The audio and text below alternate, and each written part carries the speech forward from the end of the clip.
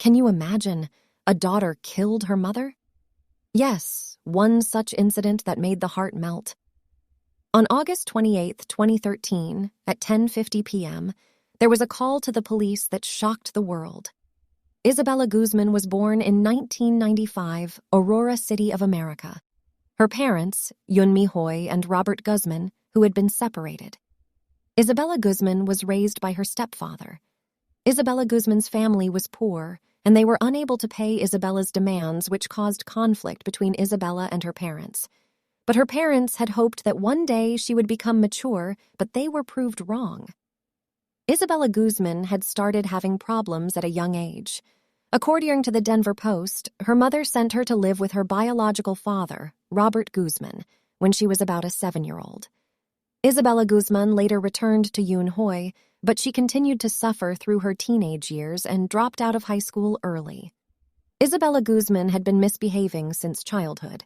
In August 2013, relationship between Isabella and her mother deteriorated, according to his father, Step Rain Hoy. Isabella became very dangerous and rude, and on Tuesday, August 27th, the two were argumented, resulting in Isabella spitting on her mother's face. According to CBS 4 Denver, the next morning, Yan Hoy received an email from her daughter that simply said, "You will pay." Frightened, Rain Hoy called the police. The police arrived at the house in the afternoon and spoke with Isabella Guzman, who told Isabella that if she did not respect her mother and did not follow her rules, so she had to legally move out of her house. Rain Hoy also called Robert Guzman in order to talk with her daughter about her behavior. According to the Huffington Post, Robert Guzman came on the evening of same day. He later recalled, "We saw the trees in the backyard and started talking to her about respect that people should do for their parents. I thought I am successfully changing her mind," I continued to explain. "But after a while, I realized that our talks are meaningless." On the night of August 28, 2013, Yunmi Hoy arrived home from work, around 9:30 p.m. Yun Hoy told her husband she is going up to take bath, but soon Ryan Hoy heard voice of screaming. Ryan rushed up quickly so he can see what was going. Isabella quickly locked the door. He tried to open it. It was locked, and on other side, Isabella Guzman is pushing on the door. When he saw blood coming out from under the door, he ran away and called 911. When Ryan returned, according to the Huffington Post, he heard that his wife said, "Jehovah," and then saw Isabella Guzman open the door and without a word speaking ran out with a bloody knife.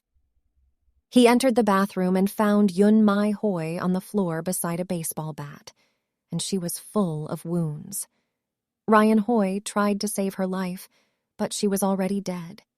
The investigation team later discovered that her throat had been cut, and she had been stabbed at least 79 times in the head, neck, and back. When the police arrived, Isabella Guzman had already fled from the incident. The search began, informing the public that the culprit was armed and dangerous. Officers found her in a nearby parking garage the next afternoon, still covered in her mother's blood. On September 5th, 2013, the day of the trial, Isabella Guzman was taken from her cell and brought to court. When she arrived to the courtroom, she made awkward gestures while looking at the camera and smiled, pointing to her eyes. Isabella Guzman claimed to be incapacitated due to mental illness.